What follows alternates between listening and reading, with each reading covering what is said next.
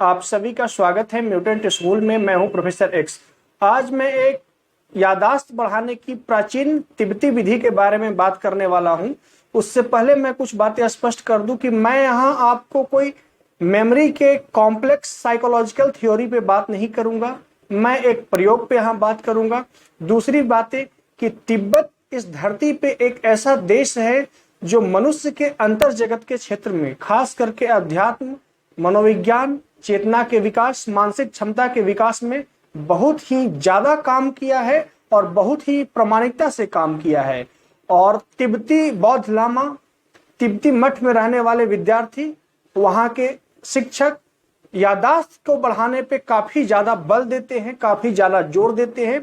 इसके पीछे का वजह यह है कि तिब्बती शास्त्र में, तिब्बती धर्म ग्रंथों में, तिब्बती प्राचीन रहस्यमय गूढ़ विद्या में यादाश्त की बहुत बड़ी भूमिका होती है, क्योंकि वहां बहुत सारे चीजों को एक साथ याद करना पड़ता है। उदाहरण के लिए, एक विद्यार्थी, एक लामा अगर आयुर्वेद की शिक्षा ले रहा हो तो आयुर्वेद के बारे में बहुत ही गहराई से जानना होता है। विभिन्न प्रकार की जड़ी बूटियों को और जड़ी बूटियों को लेने का समय, जड़ी बूटियों के साथ मिश्रण और जड़ी बूटियों को ग्रहण करते वक्त मानसिक अवस्था के का भी ख्याल रखा जाता है। तो ये सब को अपने मेमोरी में रखने के लिए तिब्बती बौद्ध मठों में, तिब्बती मठों में यादाश्त को काफी ज्यादा अहम रोल दिया जाता है। और वहां मठों में रहने वाले आचार्य एवं विद्यार्थियों को यादाश्त के विभिन्न प्रकार के तरीके सिखाए जाते हैं, जो कि मैं आने वाले समय में सिस्टमैटिक ढंग से बताते जाऊंगा आपको। तो समझिए कि इस प्राचीन तिब्बती विधि में करना क्या है। उदाहरण के लिए कि आप कोई एक टॉपिक पढ़े, किसी भी सब्जेक्ट से कोई एक टॉपिक पढ़े या कोई एक फॉर्मूला को याद किए, तो फॉर्मूला 1 पेज का हो या 10 पेज का हो या जितना का भी हो, तो उस फॉर्मूले को एक छोटे से स्लॉट में पढ़ें।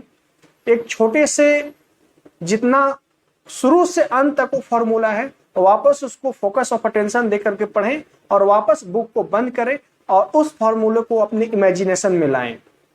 या कोई भी आप टॉपिक पढ़ें, उस टॉपिक पे पढ़ने के बाद अपनी बुक को बंद कर दे और अपनी कल्पना द्वारा उस चीज को, जैसा आपने पढ़ा था, जैसा वो पुस्तक में था, हूबहू कल्पना करने का प्रयास करें। प्रारंभ में कठिनाई होगी आपको, क्योंकि आप अपने इस कल्पना शक्ति को व्यर्थ की चीजों में ही सिर्फ उपयोग किए हैं, ना कि किसी निर्धारित, किसी ओरिएंटेड चीज पे, कभी फिक्स्ड चीजों पे ऐच्छिक रूप से उपयोग किए हैं।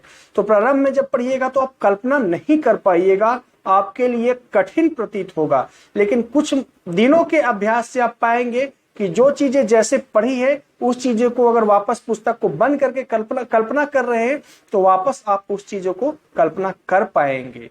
तो प्रारंभ में बताया कठिनाई इसलिए होगी कि कल्पना करने की दिमाग के उस कॉर्नर का आपने बहुत ही कम उपयोग किया है, या उपयोग भी किया है तो बहुत ही व्यर्थ की चीजों में उपयोग किया है। तो जब आप यहाँ करेंगे तो प्रारंभ में कठिनाई मालूम पड़ेगी, लेकिन जो ही आप इसका अभ्यास करते रहेंगे तो आप पाएंगे कि आप सही में उस पढ़े गए चीजों को, जैसा वो चीजें हैं, उसको आप कल्पना में ला पा रहे हैं। और एक महत्वपूर्ण बात कि जो चीजें अभी पढ़े हैं उसको आप अपनी कल्पना में नहीं ला पा रहे हैं, तो स्मरण रखिए, वो आपकी स्मृति में नहीं रहने वाला है। क्योंकि अभी आपने कुछ सेकंड पहले पढ़ा और उस चीजों के बारे में आप कल्पना भी नहीं कर पा रहे हैं, तो आप कैसे आशा रख सकते हैं कि उस इंफॉर्मेशन को, उस सूचना को अपने मेमोरी में लंबे समय तक होल्ड करके रख पाएंगे। इसीलिए इस विधि को अभी उपयोग करके देखें। कोई एक टॉपिक पढ़े 4-5 लाइन का, कोई फॉर्मूला पढ़ें, कोई थ्योरी पढ़ें और उसको वापस नेत्रों को बंद करके जैसा वो पुस्तक में था उसको कल्पना करने का प्रयास करें। और कल्पना करने के साथ साथ उस चीजों को पलट के भी देखने का प्रयास करें, कल्पना में उस चीजों को डेकोरेट करके भी देखने का प्रयास करें। अर्थात बिना उस चीजों को नंगी आंखों से देखे, उस टॉपिक को नेत्र बंद करके कल्पना में अगर आप विजुअलाइज कर पा रहे हैं, तो आपके मेमोरी में ऐसी रची बसेगी कि उसे आप कभी भूल नहीं पाएंगे। लेकिन प्रारंभ में थोड़ी कठिनाई पड़ेगी, लेकिन आप 10 दिन अभ्यास करें, आप पाएंगे कि वो चीज का इमेजिनेशन कर पा रहे हैं और आपकी मेमोरी में वृद्धि होगी। और जो चीज आप एक बार पढ़ेंगे उसकी पुनः कल्पना करेंगे, वो चीजें आपके मस्तिष्क में, आपकी यादाश्त में रच बस जाएगी। तो आशा करता हूं कि आप इस प्रयोग को समझे होंगे और आप आज से अभी से इस प्रयोग को करेंगे। आपसे मिलता हूं नेक्स्ट वीडियो में। वीडियो को देखने के लिए धन्यवाद।